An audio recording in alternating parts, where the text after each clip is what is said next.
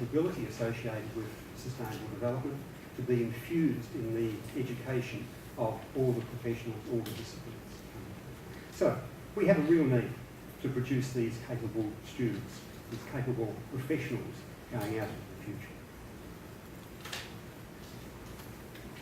I just need to step back a little bit and talk about some terms and some definitions, because already we've talked about some skills and attributes and other things.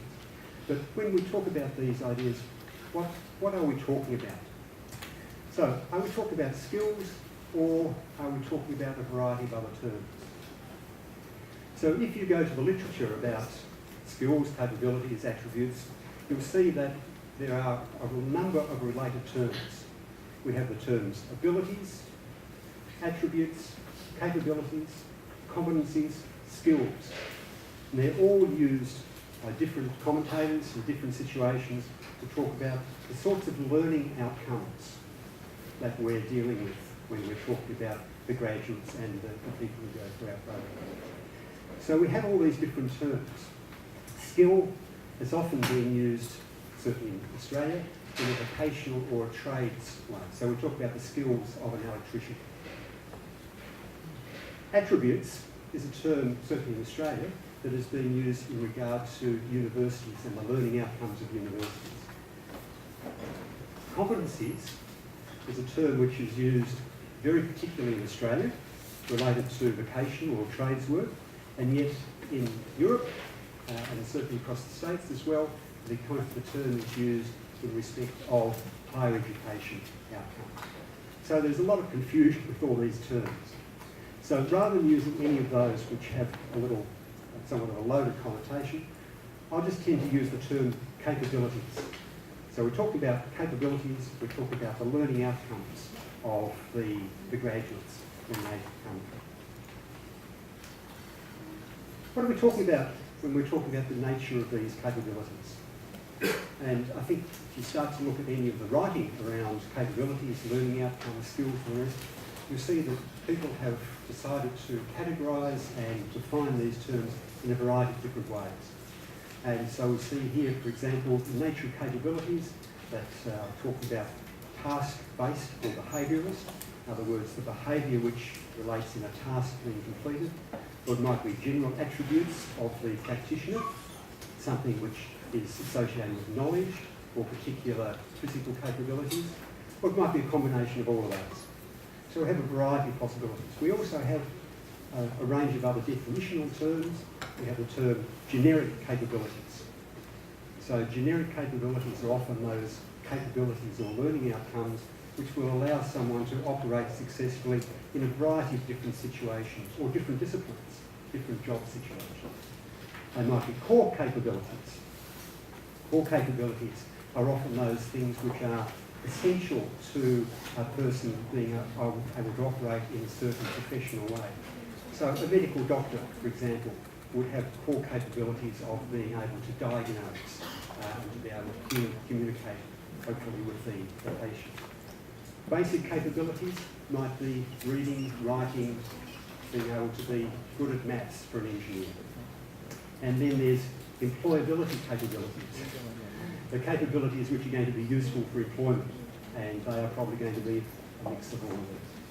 So capabilities have a variety of different ways of defining them. We also have the concept of what's involved in these capabilities.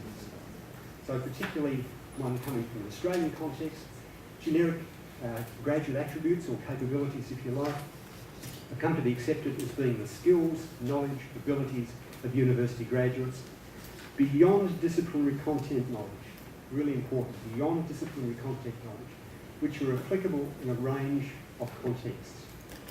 So very much looking at capabilities which are going to provide the graduate, provide the professional with the opportunity to operate in a range of different situations. So essentially is what we're talking about. Also, graduate attributes, capabilities, include thinking skills, such as logical and analytical reasoning, problem solving, intellectual curiosity, effective communication skills, teamwork skills, capabilities to identify, access and manage knowledge and information, personal attributes such as imagination, creativity, intellectual rigour, and values such as ethical practice, persistence, integrity, and tolerance.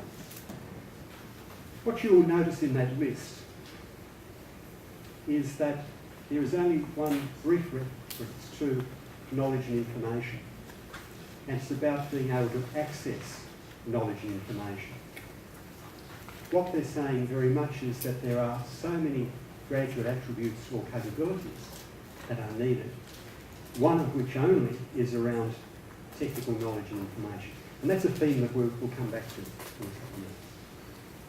So what we can see in different reports, different literature about capabilities and graduate outcomes and the rest is a variety of different ways of categorising and talking about these learning outcomes.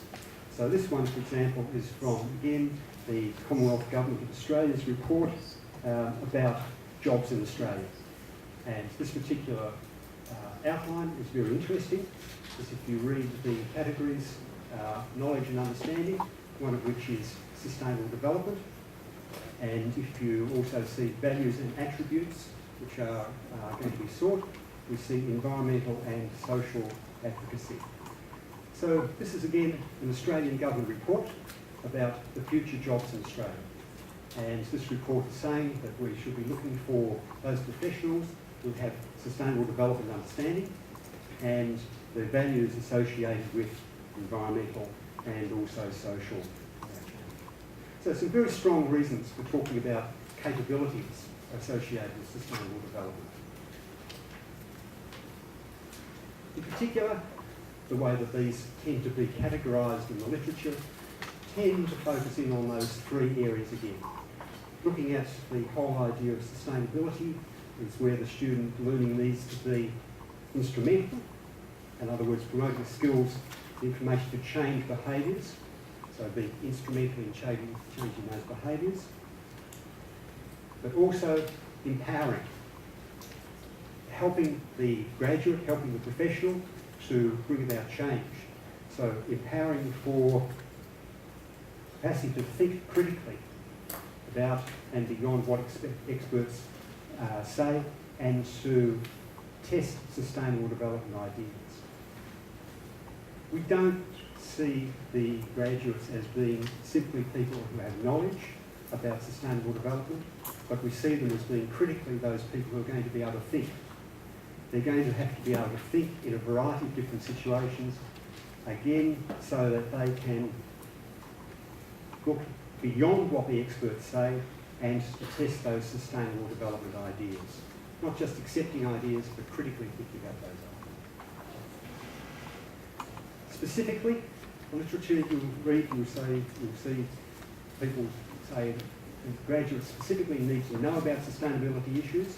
It's fair enough, need to have the knowledge, but also have the skills to act sustainably.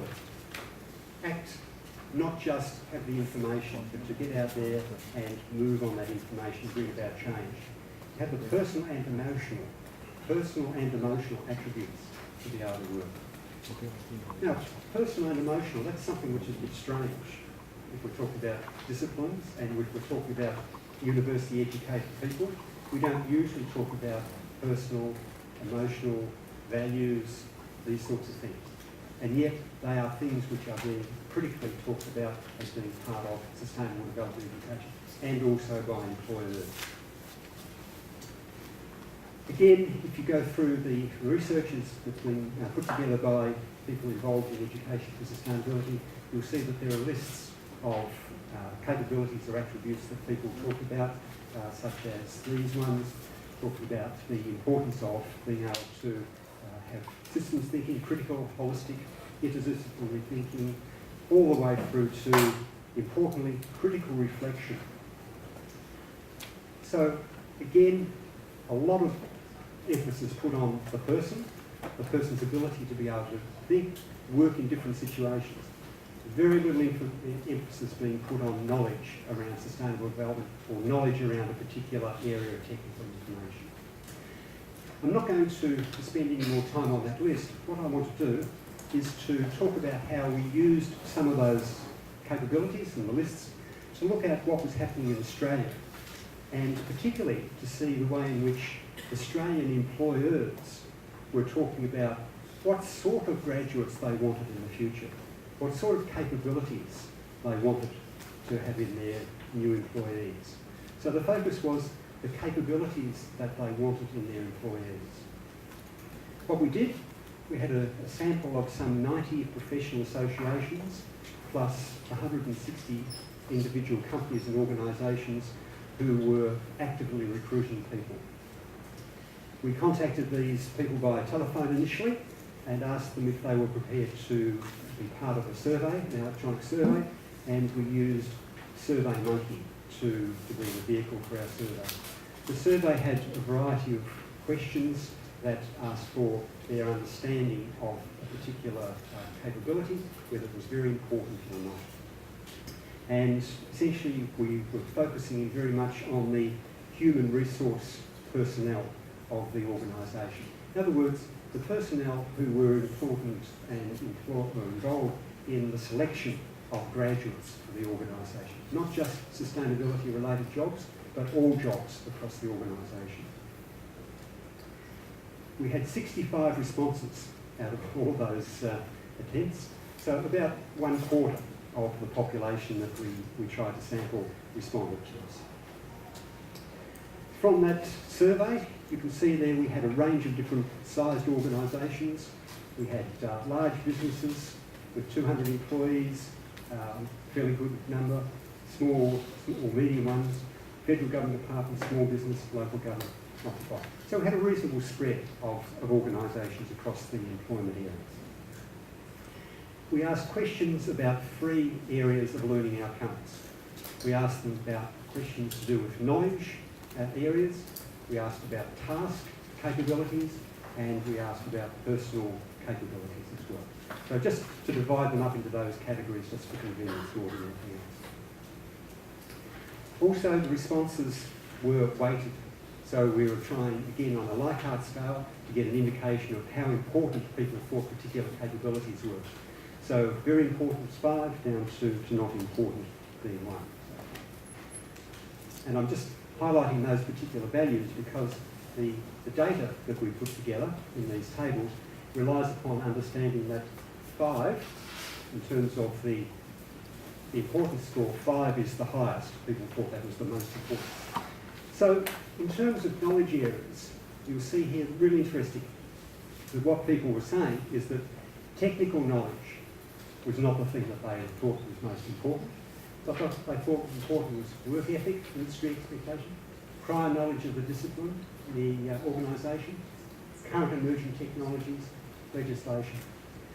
So the ones that I've put in larger text are the ones that have an importance score 3.7, but more importantly, a high importance over 50%.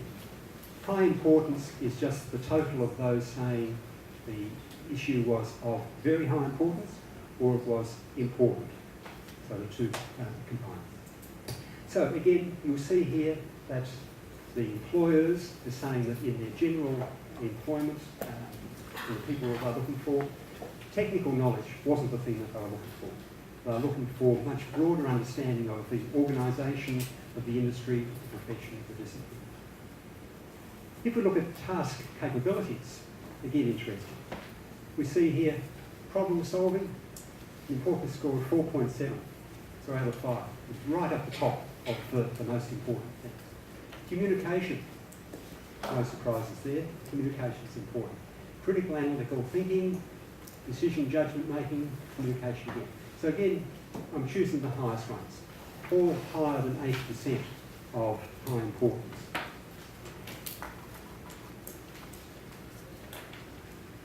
The next one, personal capabilities, the last group. Again, we're seeing here very high, 4.8, willingness to learn.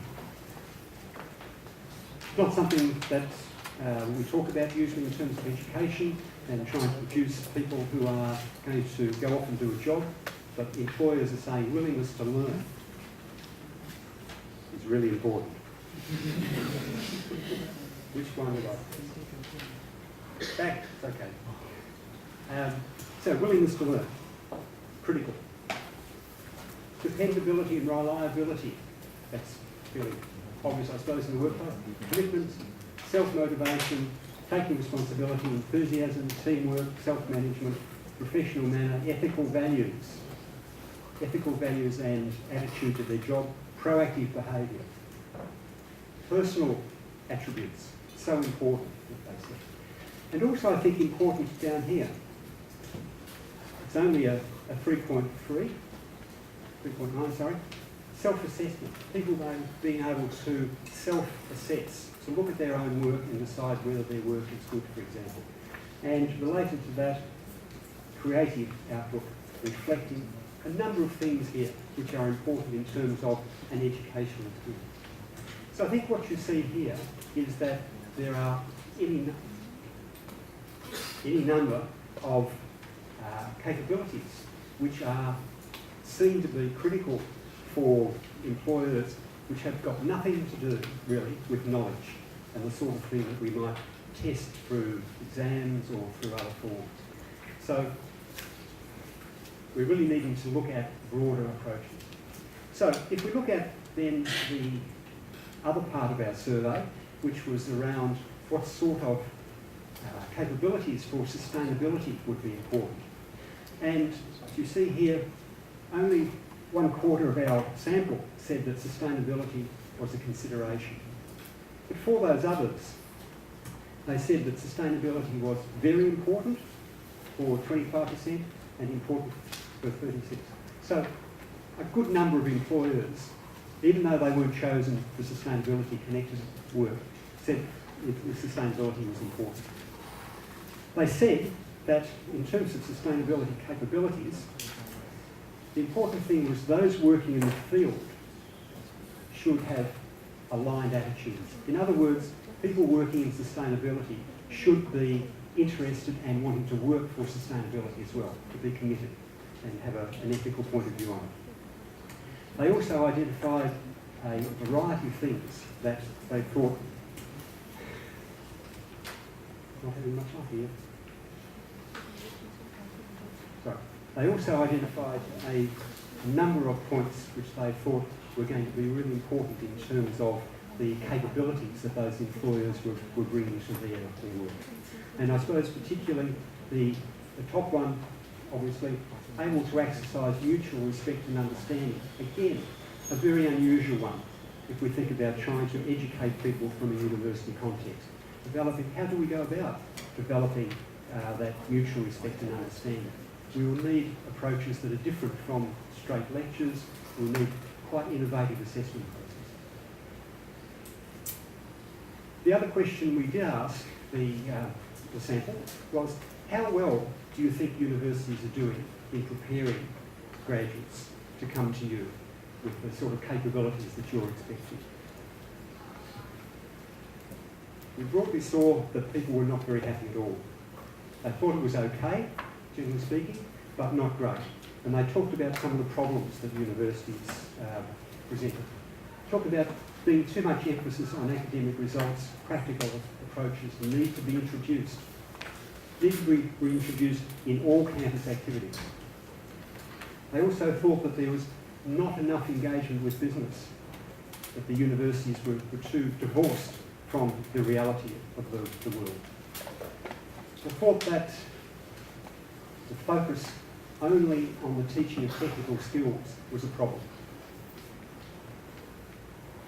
They also thought insufficient teaching of self-awareness and the ability for people to contribute as a team member, again, a problem for universities. And we were providing too much academic experience and not enough experience in terms of hand-on practical things. So some pointers that we might think about in terms of the way that we construct our curriculum. Again, not just for sustainability, but for those capabilities that employers were looking for more generally. So if we look quickly at a summary of all this information, in terms of the knowledge, the employers were saying that work ethic and industry expectations of staff was the important. Task capabilities, the problem solving, communication, listening were important. And these are for general employers, not just for the sustainability ones. And also personal capabilities are some of the key elements. So if we look again at that overall summary, we're seeing that the 60% were saying that knowledge of sustainability is highly important, but attitudes were also critical, and the most important indicators, though, are related to the social and interpersonal capabilities or attributes of graduates. Overall conclusion, I think broadly speaking we can say that sustainability and our focus in sustainable development education in universities is going to be a win-win exercise for us, because it's going to enable employers to ensure that there's an introduction of those sustainable concepts within their businesses, and also that there's going to be the opportunity of supporting those industries through sustainable processes. For academics, we have the win-win because we're going to be able to ensure that our graduates have the capabilities to support them in their future jobs, and we're going to, most importantly probably, help students to develop capabilities to actively change the industry from within, because those graduates are going to go with a range of capabilities that are not currently available to the organisation, give them the opportunity to change the organisation for the advantage of the organisation and probably for us all. So thank you very much.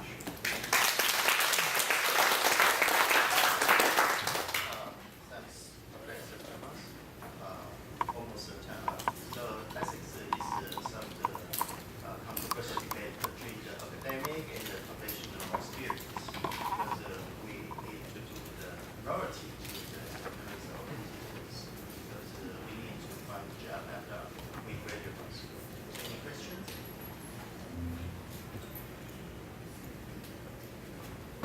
Okay. It's a tea break.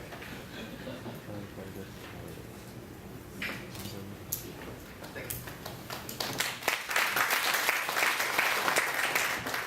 And we will now have another 20-minute tea break. There are again refreshments outside, and please return at 3:40. Thank you.